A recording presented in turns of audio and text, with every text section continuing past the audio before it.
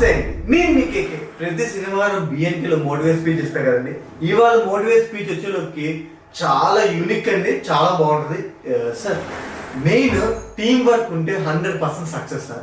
Sir, నేను ఎక్కువ గమనించింది, ఎవరైనా స్పీచ్ ఇచ్చేటప్పుడు దగ్గరికి వెళ్ళినప్పుడు సెల్ఫీలు తీసుకుంటారు సార్, కానీ అది కరెక్ట్ కాదండి. అంతేగాని మన టీం ఉందనుకో సార్, టీం మొత్తం దిగాయనుకో సార్ యూనిటీగా, అప్పుడు 100% సక్సెస్ అనేది వస్తుంది సార్. ఇది ఇలా చెప్తే అర్థం కాదు కదండి.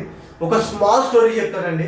ఆ స్మాల్ స్టోరీ చెప్తే 100% మీరు మీ లైఫ్లో ఒక పార్ట్లో సక్సెస్ అవ్వాలనుకుంటున్నారంటే, ఇంకా పెద్దగా సక్సెస్ అవ్వాలంటే టీం కావాలి సార్. దానికి first team work 100% success heading sir. ఒక స్మాల్ స్టోరీ చెప్తాను. స్టోరీ ఏంటంటే మీకు తెలుసు కదండి, స్టోరీలో చెప్తే ఇంప్లిమెంట్ ఉంటుంది, 100% సక్సెస్ ఉంటుందండి సార్. అనగనగా ఒక పేరు చెప్దామండి, పేరు రవి గారు. ఆ రవి గారికి జంతువులు అంటే విపరీతమైన ప్రేమ అండి. అప్పుడు ఆయన 3 జంతువులు పెంచుకుంటారండి. ప్యారెట్, గోడు, మేక, ఇంకోటి పెట్టుకున్నాను కోడి. ఈ 3 జంతువులు ఆయన పెంచుకుంటున్నారండి.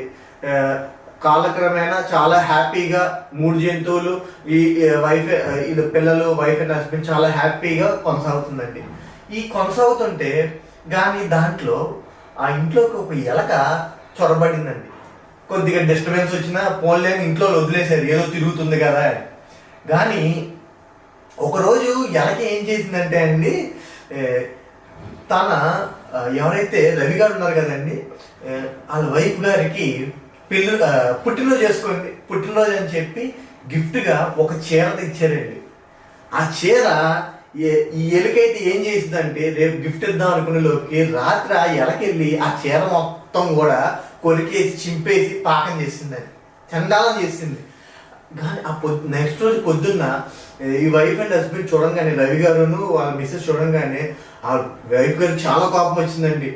ఏమండి రవి గారు, 100% ఈ ఎలక చంపేయాలి, మొత్తం ఇల్లంతా నాశనం చేసేస్తుంది, దీన్ని ఎలా చంపేయండి అనగానే హస్బెండ్ కూడా ఇంకా చిరాకు వచ్చేసింది.